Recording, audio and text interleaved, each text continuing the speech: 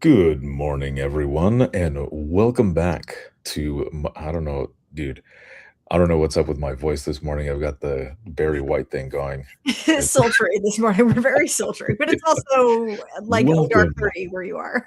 Yeah, that's true. I'm over here on the West Coast in Vegas for a conference and everything. So it's 7:06 over here.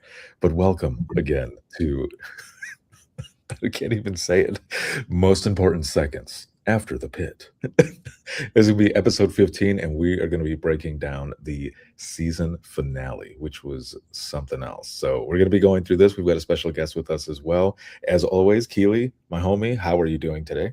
Good morning. Sounds like we're going to have a much different experience with that sultry voice today. It's not good. Mm, yeah. This is a different most important seconds, everybody. Yeah, everyone is. Yeah, what most important seconds are we talking about? So yeah, people are going to be there with their coffee, like see what he's going to talk about today. But Keely, like we do through every episode, a quick summary as we're also going into the wrap up of this live broadcast that we've been doing since like January, and it has been a lot of fun to be able to go through every one of these episodes, have special guests with us, and not just break down the episode, but imagine what it's like from dispatch to EMS to the ER, and going through and comparing some of the situations that have been going on in the episodes and comparing them to dispatch or public safety in general, connecting the technology, bringing people together, and just how it all connects. So have at it. So have at it. Give the rundown. So yeah, Yes. like it's hard to believe that this was January. Like it's been 4 months since our Pittsburgh and Allegheny General. It was really this all started. We were just asked to sponsor an event with HBO Max and bring together and like support some healthcare heroes in the hospital there, and that's where the show is actually based off of. Is out in Pittsburgh, and it was this just great opportunity for us to get together, spend time with all of those people. And I know I talk about this all the time, but like watching people freshly scrubbed out of the OR come down and just say hi and get to know who we are. And we got to talk to them. And everybody was just incredibly kind, which, as people in the public safety space and healthcare space, I tend to feel like we're all a little sarcastic flair, and maybe that's why I found them so nice. I don't know. Like it was a good time to just be with everybody, spend time, get to know some of the hospital administration that was there, and just see how much they really were supporting their team and giving us an opportunity to get that first eyes on episode 2 before it had gone streamed live, and being able to sit in a room in a whole auditorium with people like minds watching this event and laughing at the parts we probably shouldn't have been laughing at together. Uh, so that was really, it was fun. And also being able to bring in dispatchers and some field responders from Butler County. They joined us there, and just seeing that whole connective thread from your 911 call takers and operators and professionals all the way through and right up to OR, ICU, all of the people that just make that whole connective thread of patient care in one place was really just an incredible experience to be able to sponsor it, be a part of it, and then continue the conversation afterwards. It's been really great. Yes, I have enjoyed it. A lot of people have reached out to us to say, we started watching what you guys were doing, and we started watching the show, and then we started comparing ourselves. We're like, these guys are really making some sense here and connecting all of this together, and all of us talking. And it's just been a great conversation and just an honor to do so. We're going to jump into this, and because as you were talking about your intro, you met this person there as well, and you told me about it. I was like, wait, what? For real? Like this happened? So you know what? You go ahead and do the intro, please, and I'll bring our guest up. Of course. Like, as I said, we got to meet some really incredible people at the hospital, but I never expected that I was going to run into the doctor who Noah Wiley's character is based off of. So like the Mhm. the ED director himself, like the person who's in charge, the guy who is the all hands on deck. So Dr. Brent Rao is here with us today. I know we've had him earlier in the season, but we thought it was definitely important to bring him back for the season finale because he is the guy, he's the subject matter expert. He's the guy they go to make sure that what they are putting on scene or on screen, on scene. Look at me. There's my first I, responder. street is going to resonate with the audience. And I just thought we really had to have him back, and we wanted to spend some time talking to him about his experience too, because I'm sure he went from being, the guy in the hospital to suddenly a very important guy. We actually had learned something about him last time, that he had grown out some facial hair because of an article they were doing, and I think it's just fascinating that one minute you're doing your thing, and the next minute you're the person they're calling on to get some information from for the news media. So I think it's fun. So Dr. Brent Rao, everybody. Here we are. Hey, Good everyone. morning, sir. Good morning. Good morning. Good morning. Good to be here. I'm glad you were able to come back and join us again. I thought it was Absolutely. just so important to have you back, especially since it kind of all starts with your emergency department. So that's how this whole show gets here. So we had to have you back and had to Right. have you just kind of tell us a little bit about it. But we'll do that as we have these conversations. But we'll talk a little bit about our season finale, which is so sad that it's over. But also, spoiler alert, we are going over it. If you've not seen it yet, we are going to talk about some things. So you might want to wait. Spoiler alert. Watch us on demand later. Yeah, that'll work.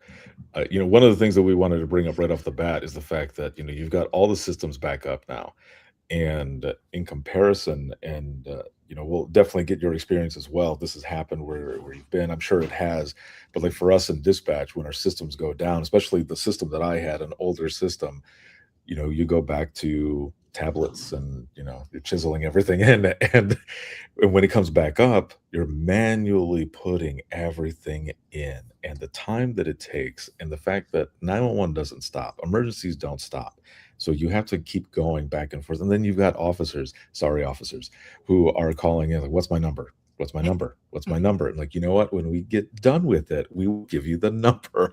But we didn't have a lot of other technology or anything other than us just typing it all in manually. And you see these main characters in this last episode for the season that are almost falling asleep. Actually, some of them do fall asleep a little bit, because I think Dr. Robbie gets a glove and chucks it at one of them to wake up.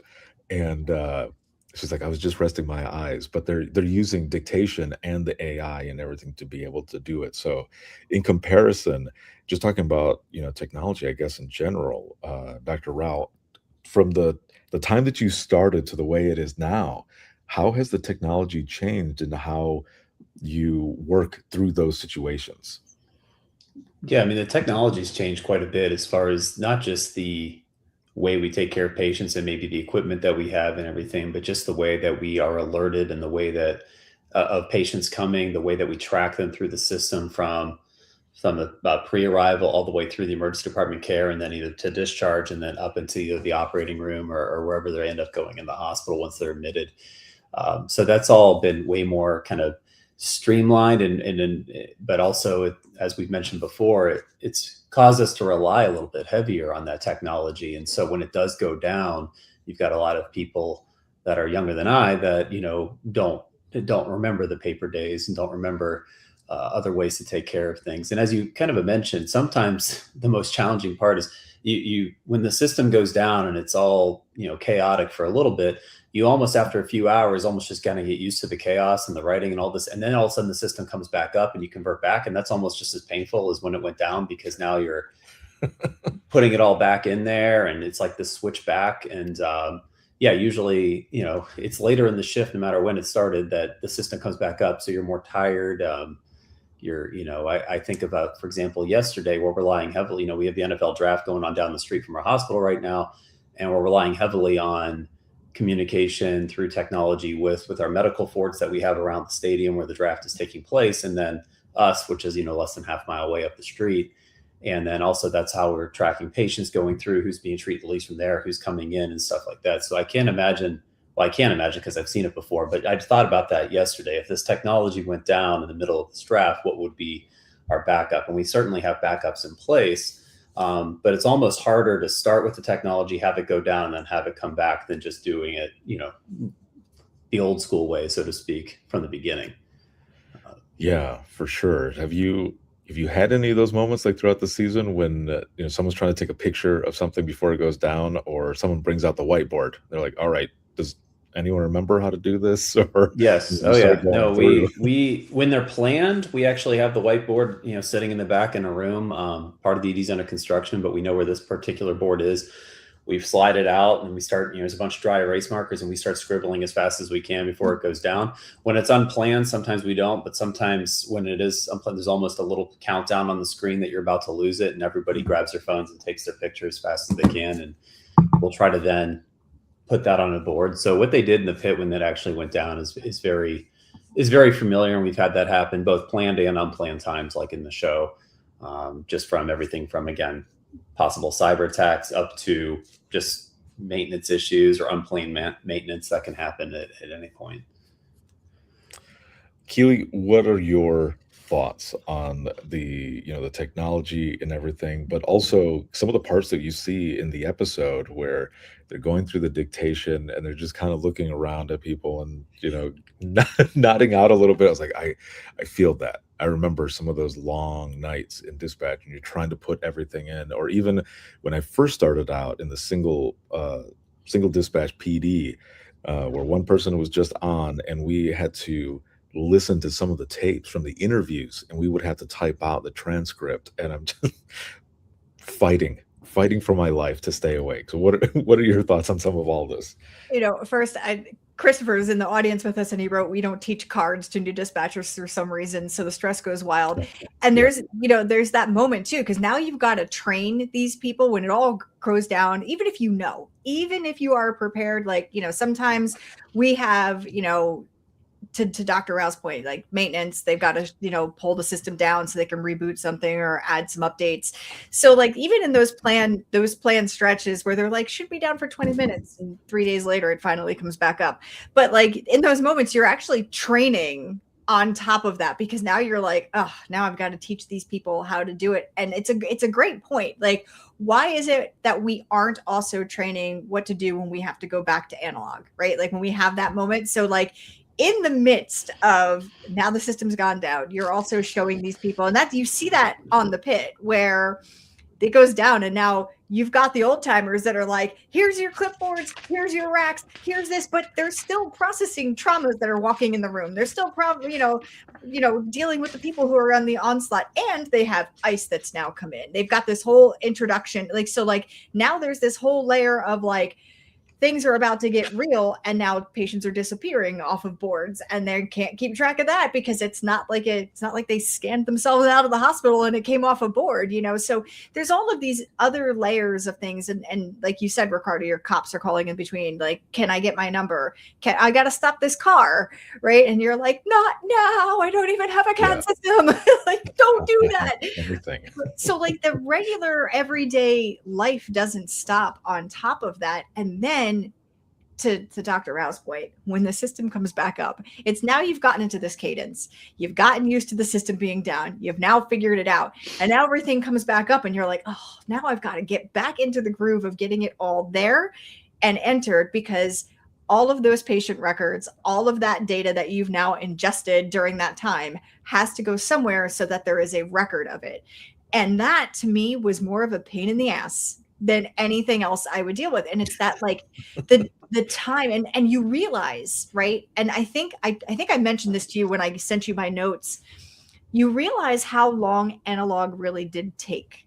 And like when you were doing it, right? Like when we all started in the Stone Age, right? Like you didn't realize, because that was your cadence. You were used to the processes, you just did them. And I remember my field time as a paramedic, working in the field, and everything was handwritten, right? And now I'm trying to write an entire chart on a patient while also getting that patient delivered to the ED. We're in a trauma room. We're all covered in blood at this point. Things have gone sideways. And now I have to get this report over to the staff there and the patient chart of what we did in the field so that they can get it attached to that patient's record, right? So like afterwards, I would throw the pizza in my mouth, sit down at the nurse's station and finish charting for my patient, right? But that means that my rig was out of service until that was all transferred over. And my bus now has to be cleaned on top of it, right? Like, because Lord knows it looks like a bomb went off in the back of the rig. So you have to, get the patient transferred over. You usually stay to help out, get the patient over, let and still giving report but like you didn't get a chance to write anything down while you were en route. So now you're doing all of that post patient. So none of that happened in real time. And now you're sitting there, your rig's out of service. And like that gap of time that you have now spent doing all of those things, it's a slow process. So like when you think about what technology has done to streamline and reduce timeframes, it's staggering because like now you're seeing it right where they're all trying to get this stuff back in, and it takes a considerable amount of time, and yet they're still allowed to do things like transcribe. They're still using, like, as it comes back online, they're still using that tech, but now all of that stuff that had been previously written now has to be dictated and entered. So it's like when you think about analog systems and the time that we lost doing those things, and now the advancement of technology and what is the reduction of time because of that, you become so reliant on it, you don't remember until you're back in the thick of it. And that's all I kept thinking was, oh my God, the loss of time that these poor people have, you know? Yeah, and now they're raising you for a new call. Yes, exactly. Like that's exactly it. Like you got all of these new calls coming in on top of the analog systems that you're putting together. And it's just staggering to me to think about. We worked in a time when this took a minute to get things done. And now we've got these systems in place that is reducing that significantly. You know, we had Mir on from Avive a couple weeks ago talking about being able to even send the heart rhythms into the ED before the patient's even on scene and what that does, right? Like now we're narrowing the teams, the STEMI teams that are coming, the people that are coming in. And it's just this huge reduction of time. But like beforehand, it was like, hey, this is, so-and-so, we're coming in with a 45-year-old female playing chest pain, and hoping that somebody on the other side of the HEAR radio is listening to me because they've already got 15 other things going on. So it's like, it's just staggering to me to think of all of that time, not wasted, but used in one single patient and one single 911 call from, dispatch to getting them to the appropriate facility inside the hospital, right? Like just, it's staggering. Yeah, it's been something from then to now. And I do have to ask though, Dr. Rao, do you have some of those very seasoned folks, I'll put it that way, very seasoned folks that you can call upon if a system goes down or you're at I don't know, basically level 0 and you need help? Like there's those folks that come in and they know everything from old school to basically now, and they can help direct a lot of what's going on. Yeah, we definitely have that. I think I would divide us into kind of 3 phases of our careers at this point. You've got the group that's what they trained on, that old way, that they're still kind of getting used to technology, but they're definitely good with it. Then you got a big chunk that's in their 40s and early 50s. Myself is in that category, right? Just barely, but I'm in there. And that's people that trained on paper, but very quickly started adapting into technology kind of as it swayed into especially like the late 2000, let's say 2008 to 2013, where we had a kind of a surgence of technology in the emergency department. And then you've got the young, which are still in training or fresh out of training or relatively close to training, that only know the tech.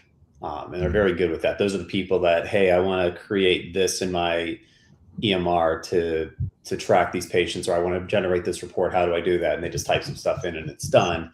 I'm not that level. I'm also not the level where I remember doing everything on charts. I'm kind of in that middle zone. So if something like this would happen, we do have docs we can call, and we actually do have she's not quite as, I don't know, I don't want to use the word opinionated and has quite the attitude that the one on the robust the does. Yeah, it's robust. Yeah, I mean, but I look at her as similar to that character where she has seen it all, she knows it all. It's kind of like, all right, just get out of my way, let me take care of this. I got it. And we appreciate that when having those people. You always appreciate them, but when everything goes back to the old way and systems go down, those are the people you need to kind of just please run the show because you know how to do this. This is your norm. This is what you remember. Please help me, not just me, but please help teach these young people that have never seen this department run without some sort of either AI technology or some other system that we use to track our patients or to enter patients or to just to treat our patients. I think one of the things I liked, the most as well when the whole system went down and everything, and I honestly, I can't remember what the machine actually was. I think it was they were using it to view, like, different X-rays, but they were moving this machine around. They Hmm. brought it down there, and, the person who brought it down had some other knowledge and experience that he was bringing around there, and people were like, "How do you know that?" He's like, "Well, I trained and did this and that."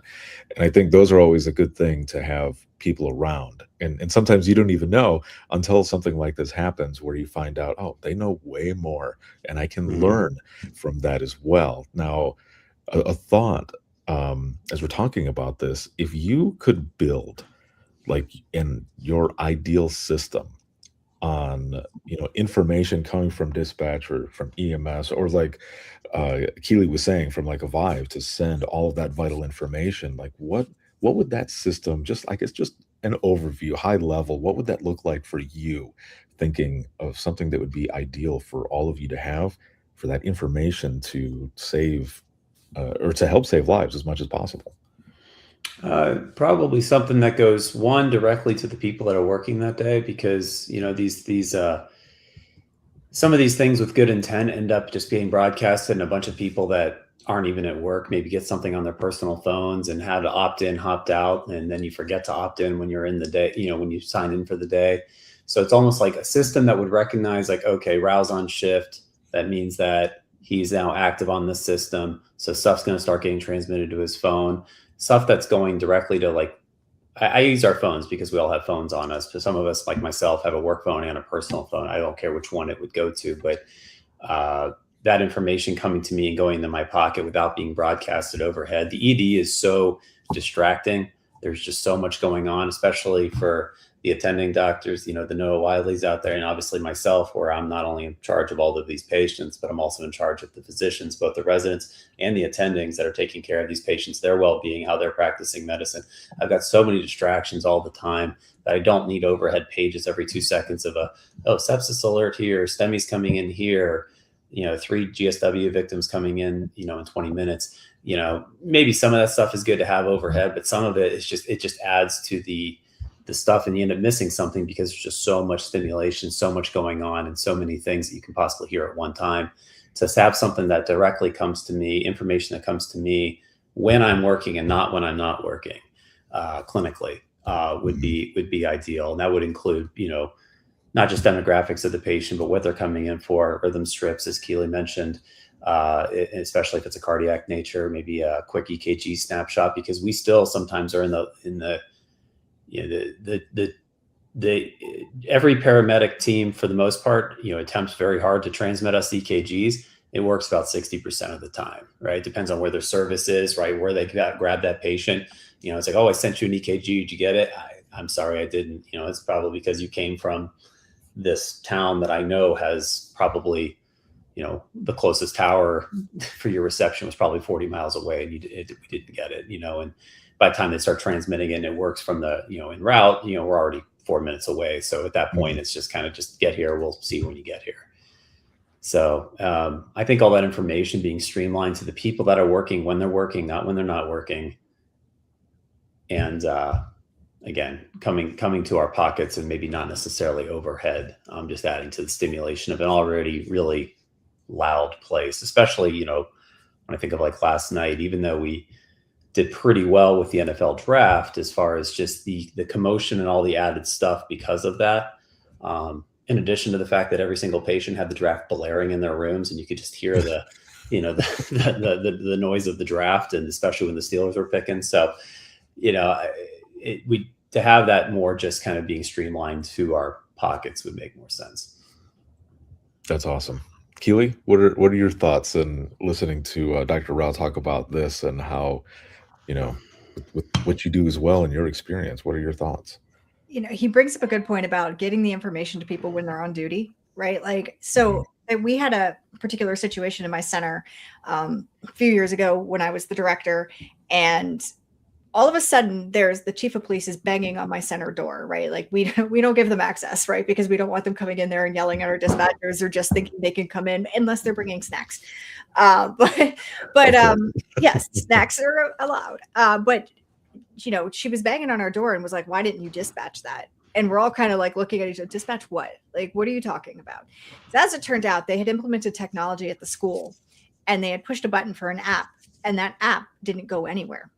It went to the SROs who were in, but that certain SROs, only certain ones had it downloaded on their phone. So when the activation went out, they got it, but we didn't dispatch it. And they're yelling at us like we did something wrong, but we didn't even know that they had put this technology in. And I feel like there's, Chris puts in their integrated technology so many advances that cannot talk to each other, right? And you can't monitor it easily at all because they're in separate, like there's all this data out there, but like, how does it get there and who does it go to, right? And I remember that being like, well, where does it go? Who has it? And they're like, oh, well, it's an app on a phone. Okay, but I'm not having my dispatchers put an app on their phones so that when they're, a night shifter at 10 a.m. something happens and now their phones are going off and now they've been disrupted. Like that's not healthy for anybody.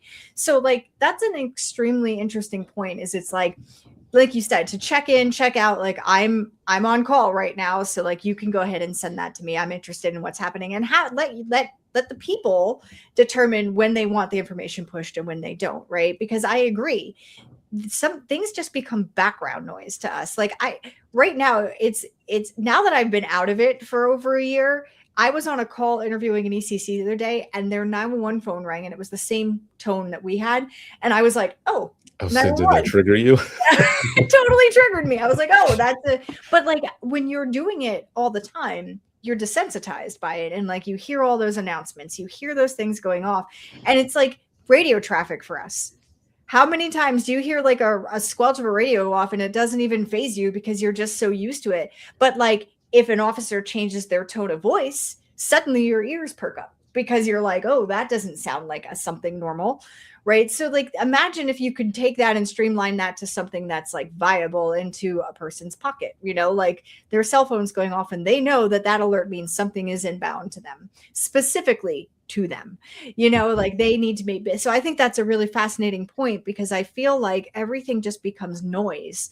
And when you have too much noise, too many systems, too many screens, too many things going on, things fall through the crack. Because like there's this point where technology is really super great until it isn't, right? And it's like until those things fall through the crack, because if I'm not looking, if it doesn't prioritize on my screen in CAD, right, I might miss it because it's sitting somewhere in the background. And that particular app was one of those where like it would make an alert or a noise, but it could get easily missed. So I actually had to work with the team for this particular app to get it to prioritize on our screen. Because if I just hear something go off in the background, do you know how many somethings I hear all day long and noise that I hear and alerts from CGIS that's going off and my NCIC screen and stuff that doesn't protect, like, literally, I'm just like, yeah, whatever, it's more bells and whistles somewhere. And like, especially like you think of like an ED and it's like a patient's lead has fallen off and that alerts the room, like all of those sensors and noise and all of the things. So like,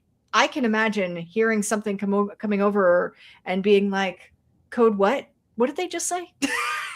Like, was that a code blue? What just happened? Who's doing what in what part of the hospital?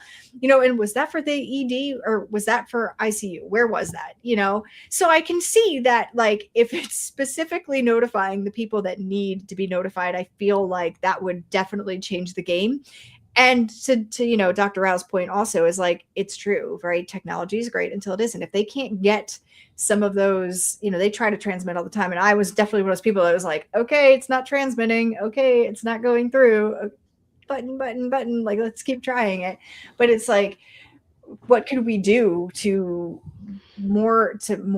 better streamline it? I know a Vive system is pretty good, but that's only where a Vive is, right? And the thing is, we have to get people to adopt the technology. And conversation I just recently had was, you also have, and when we're talking specifically about AI, right? Because that's the hot topic right now in technology for healthcare, for 911, for public safety. But you also have full county systems, and probably, and maybe Dr. Rao can speak to this, but we've got some full systems that are denying the usage of AI. So now you're also dealing with this data is available, but it's not getting anywhere because people aren't implementing it, because they're up against it, trying to explain it to their citizens, explain it to the people who are using it. And also you've got, full sheriff's departments, full county systems that are like, we're not putting AI in it at all because we don't trust it. And I can feel that for them, right? Like they don't understand it enough. They don't understand what it's doing. And I imagine that Dr. Rao has patients that are like, get that recording device out of my room. Like, I don't trust this. I don't know. Big Brother is listening, right? So that's a problem, but it's helping them do their jobs faster.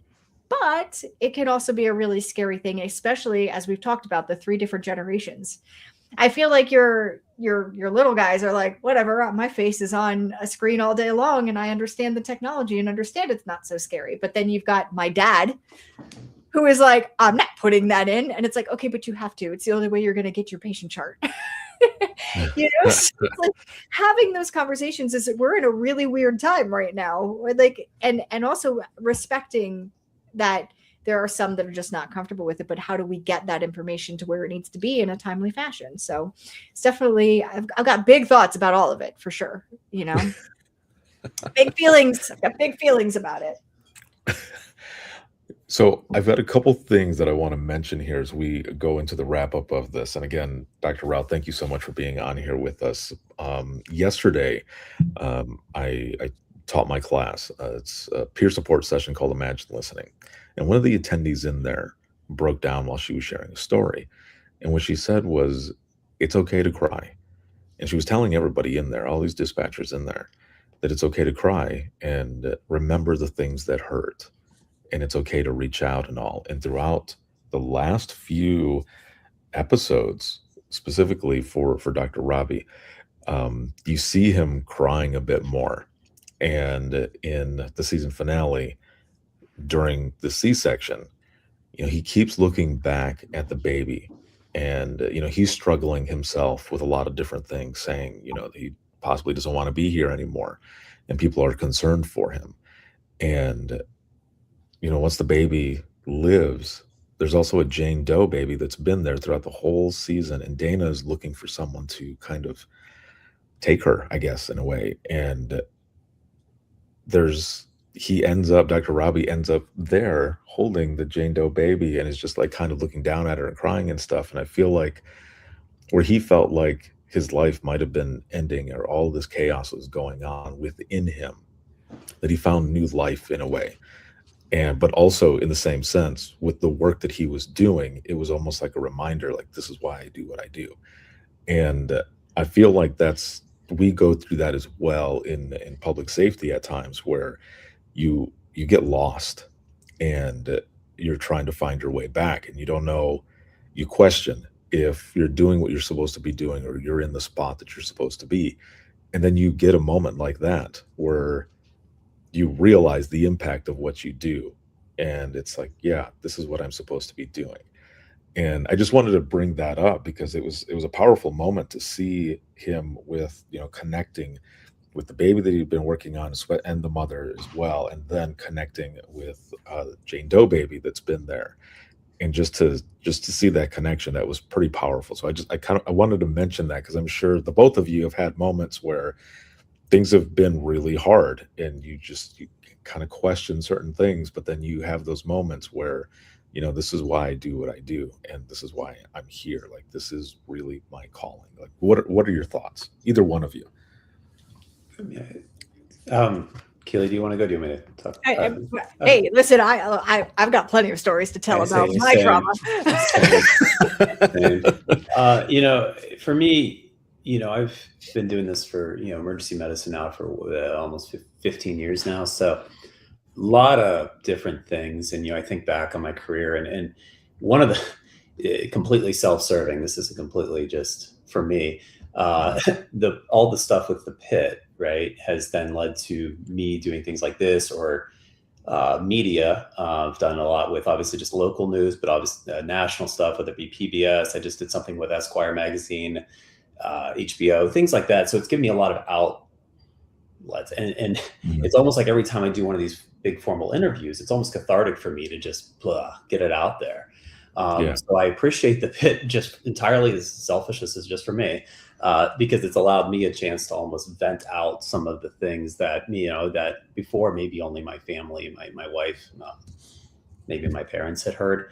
We go through kind of the routine, and things become commonplace that shouldn't become commonplace to anybody, right? The trauma, you shouldn't get used to things that we get used to. Now, there are some things like the death of a child I'm never going to get used to. I can tell you the first names of every kid I've pronounced over the last 15 years, but I can't for the adults because there's been so many. And the things that you get used to, the trauma, the horrors that you see, whether it be, the things that happened during the pandemic, mass casualties, the traumas, I took care of the shooter from the synagogue shooting, right? And just that the emotion around what that was that day. Mhm. You bottle it all up, and it does start to feel like, what is the point of all of this? It's just, and me as the person in charge of the emergency department, sometimes I kind of empathize a little bit with what he was saying. It's like, how, well, like, can I even break away from this anymore? Will the ED be okay if I'm gone? And then, yeah, it was fine before I existed. It'll be fine when I'm gone. It'll get by. Patients will be seen. And so you kind of put all that in, and sometimes that even adds to it of, what is the point of all of this? And yeah, sometimes it's a particular case, a save, a grateful family, maybe somebody you didn't save, but still a grateful family. Sometimes it's an outlet, like doing something different, something like, maybe it's media related, maybe it's draft preparation for the NFL draft, right? There's something that maybe kind of brings it all back and says, okay, this is why I'm doing what I'm doing. Because without those moments, sometimes the weight just kind of does this, and things, you start to feel a bit of a shell of a person, and you can tell when that happens. And I think I've done a better job over the last couple of years, at least taking care of myself better than I had before, for those reasons, because you start to realize that you are not as good of a doctor when you're not taking care of yourself. Your patients suffer for it. And so if you're not well, they're not going to be well.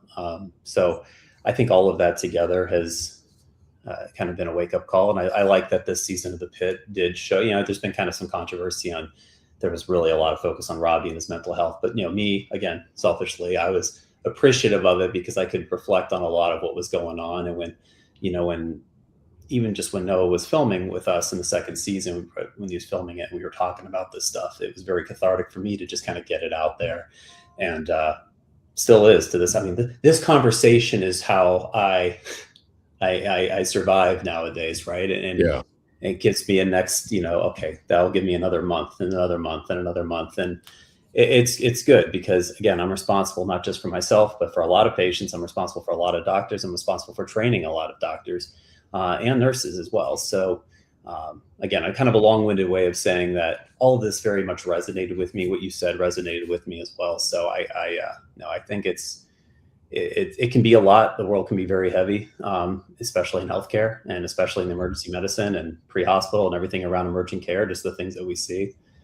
So it's been very good to have an avenue to not only talk about it, but also to show the world that maybe what the people that are in the ER, that are in the ambulances, that are, in the, in the 911 call centers, what they're dealing with on a daily basis. I love that. Thank you so much for sharing that, Keely. How do you follow that up? I mean, sorry, if you give me a platform, I can rant. I've got, I'm post draft night, but I've got 2 cups of. I finished my second cup of coffee during this, so I will. Like, I'm ready to go. Yeah, but let me tell you, you are in good company here because you get me and Ricardo up on a soapbox to talk about this stuff, and we will be there for hours and days. And Dr. Rao does not know this story, so I'll share it. Many of you out there don't know this story, but there was a point in my career, I had actually changed jobs, gone through divorce, and bought a house all within like 6 months of each other. So I was not in the best headspace. And I was just reading something. Actually, Roxy Van Gundy put it out today. If anybody knows Roxy and you go to her social media, Roxy put out today something about the statistics about how many critical incidents that fire and police see in their time. And it's a staggering number. But then you think about your dispatchers are the people that handle and dispatch all of those calls. So do the math, right? Like we're seeing more of it. And then conversely, now you're adding in the component of, a medical doctor who is sitting in an ED that's getting all of those traumas on the backside, right? So it's like, do the math. I feel like dispatch and the hospital are seeing all of those patients or talking to all of those patients. And then there's the space between that first, the field response, right? Like, so I feel like there was this part of my career where I thought I was losing my mind. Like I literally thought I was not okay. And I never talked about it, right? Like we're taught to put our big girl panties on and go about our day and just man up for the next call. And I was working nights. I had actually gone back to shift work. I had a small infant child at home. I was now a single parent. I was slowly a shell of myself. And Ricardo actually had put out his first video on the I Am 911 movement. And it was the first time I actually watched it while I was working in the middle of the damn night. And I got up from the desk, walked into the bathroom, sat down on the floor, and it was the first time in my career that I had allowed myself to feel anything because I realized I was not alone. And that was the key. And so much to Dr. Rao's point, having these conversations and putting it out in space and talking about it bought time. Like it bought me time to know that there were other people and that I could have that conversation and that I could be like, hey, this is difficult. This is hard. And I have some really horrible calls that wake me up at night where I still hear patients screaming. Does anybody else feel this? And then like the hand raisers. Oh yeah, me too. Right.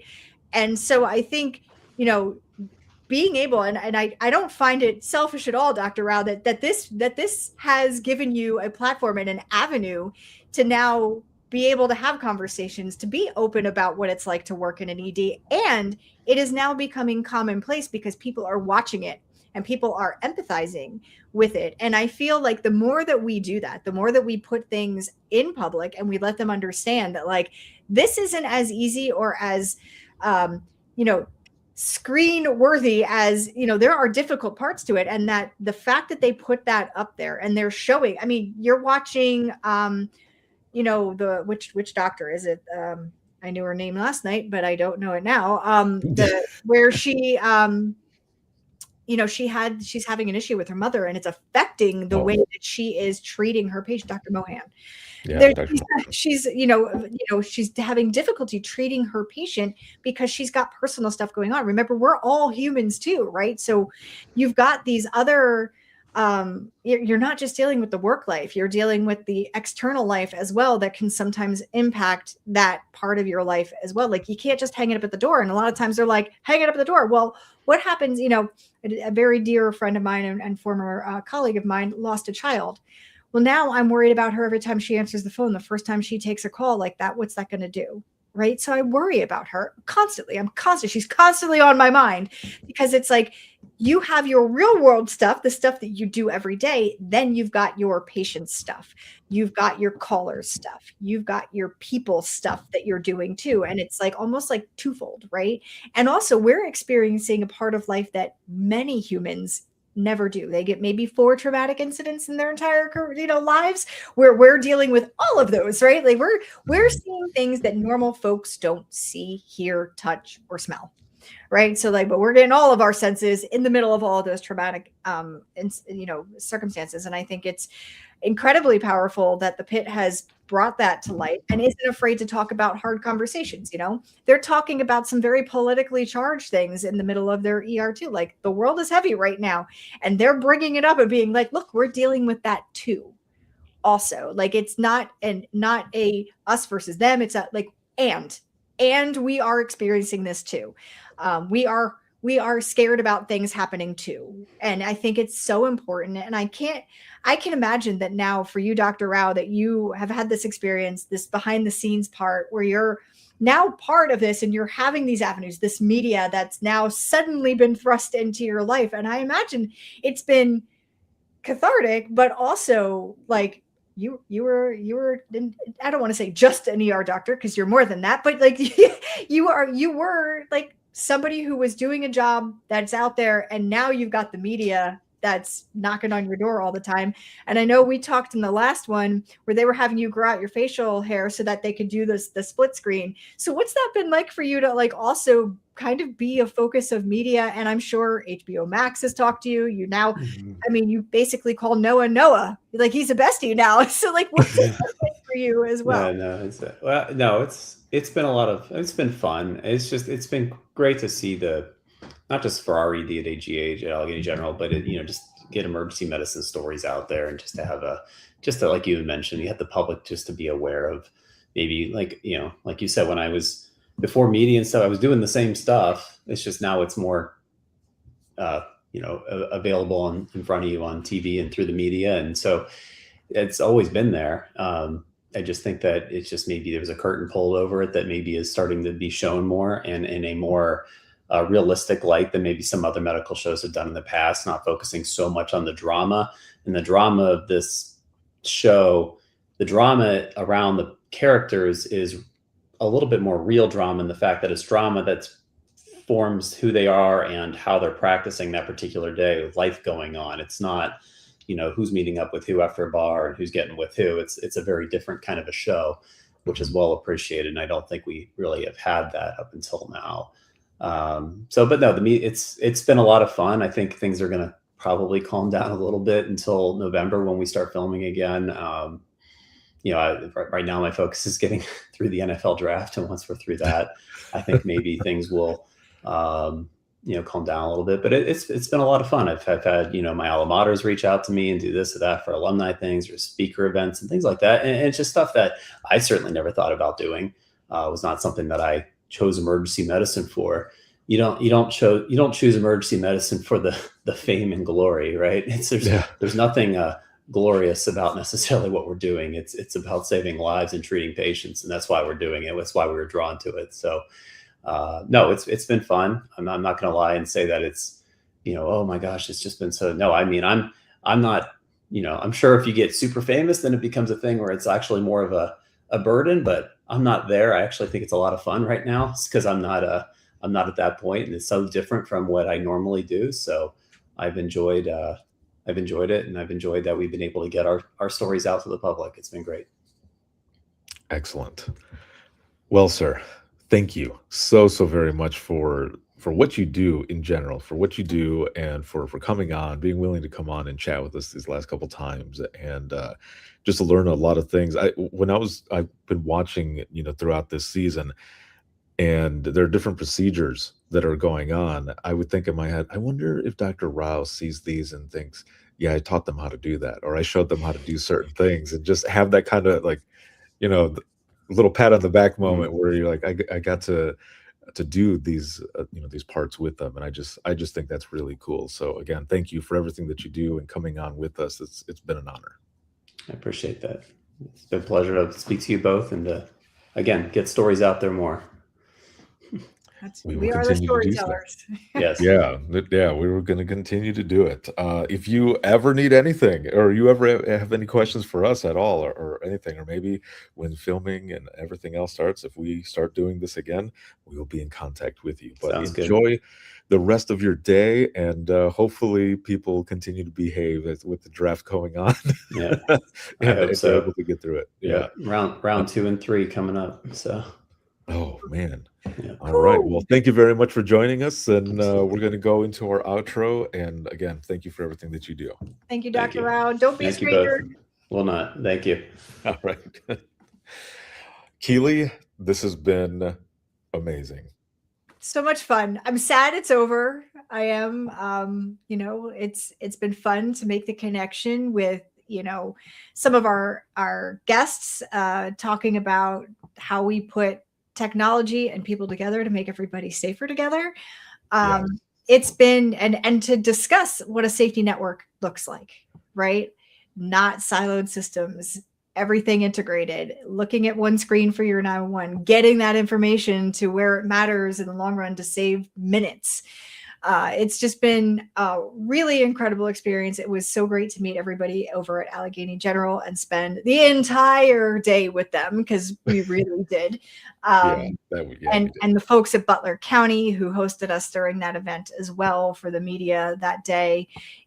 Honestly, I couldn't say enough about the folks out there and getting to spend all the time and then inviting them to spend the evening in the auditorium watching it with people who are like, you don't get 911 doesn't get to sit in the room with the director of the ED and have the same chuckle about the patient that just came in the door via ambulance.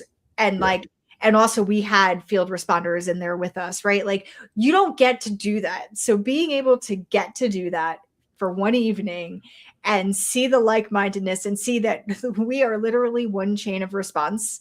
And it really was just such an honor and an experience. And it has been an honor to do this with you, my friend, to be able to connect Yeah, the dots dude. afterwards. And I'm sad it's over, but hopefully we'll be back next season. Yeah, yeah, exactly.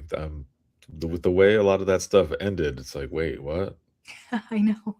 Like, there's got to be more. Like, where I did like, as we mentioned a little bit ago, that towards the end, and you were telling me, make sure you watch throughout the credits and all, but to see those behind the scenes, but also to hear the actual voices of some of those actors and realize, oh, they have accents. Like, Yeah, they're not American at all. yeah, Whitaker would have I had no idea I Whitaker sent you a video had of an accent. Santos singing for Broadway, and I was Right, like, I yeah. had no idea. Yeah, that was funny as well to see, them doing the karaoke there Karaoke. at the end, especially with the song, the specific song that they that they were singing. I feel like that one, it was a perfect way to end it with Yeah, the day that they had. for sure. Man, For sure. Like sometimes we just need to scream into the void, and sometimes that includes a karaoke machine. that's right, and Alanis Morissette, Yes, and exactly. "You ought to know." Oh man, yeah. This has been awesome. It was a lot of fun to do this with you, and yeah, I look forward to the potential of us doing this again next season. Because yeah, they definitely have another season that's coming up. The show's been amazing. A lot of great reviews. If you have not watched the show, you can stream, you can binge the entire season on HBO Max, and it has been awesome. Big shout out as always to Rapid SOS for bringing us in to do this, and that is Rapid SOS Safer Together, the leading AI company in public safety. So things have been really good. And also, one last thing to mention here as we go, as we're wrapping this up. Next week, Wednesday, the 29th, is Innovation Day 2026. So make sure to register. Yeah. Get registered. info.rapidsos.com/innovation-day-2026. And also, I'm doing a giveaway right now. If you have not seen this yet, I'm going to post it up again. But if you've not seen it, I've got my 10-year anniversary coins for the I Am 911 movement, and it says Decade of Voices on there. To get registered for that, all you have to do is register for Innovation Day 2026. And once you do, there's a confirmation that you get. Take a screenshot of that, email it to me, and you will be registered for the giveaway. So that's all you got to do. That's it. And it's going to It be awesome. There's practically a has been lot of 10 great things. years. I know. 10 years. Like 10 10 years years. ago, I was having a mental break and got to watch your video, and you got me to the end of my career. So hard to And believe. here we I know are, friend. we're like besties now. I never Yeah, really what thought up, I would have dude? fangirled first, but like now I know you. So now it's Uh, like I can just text you. right. Yeah. Now it's like, I'll see what this dummy's doing. Oh man. Well, it has been awesome. Everyone who's been watching and listening, thank you very, very much for tuning in every week since January when we started doing this. We were not sure how this was going to go in the beginning. And that very first episode, we just riffed. We just were winging it. And it was awesome from the get-go. So it's been a lot of fun. Thank you all for joining us and enjoy your day, enjoy your weekend, and we will see you all in the next one. Bye, everybody.